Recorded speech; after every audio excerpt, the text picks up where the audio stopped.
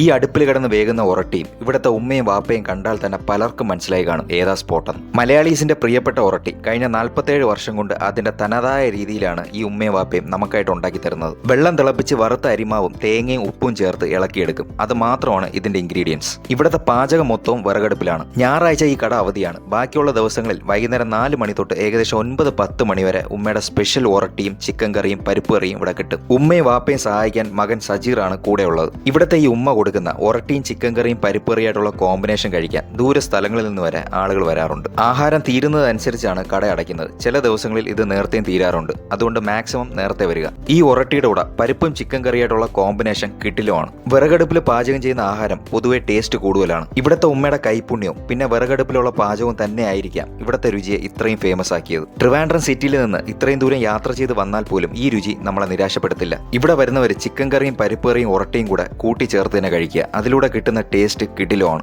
എന്തായാലും എനിക്ക് ഈ ഒരു കോമ്പിനേഷൻ നന്നായിട്ട് ഇഷ്ടപ്പെട്ടു. ഈ സ്പോട്ട് വരുന്നത് ട്രിവാൻഡ്രം കന്യാകുളങ്ങര ജംഗ്ഷനിലുള്ള ഒറട്ടിക്കടയാണ്. ഗൂഗിൾ മാപ്പിലും ഇവരുടെ ലൊക്കേഷൻ അവൈലബിൾ ആണ്.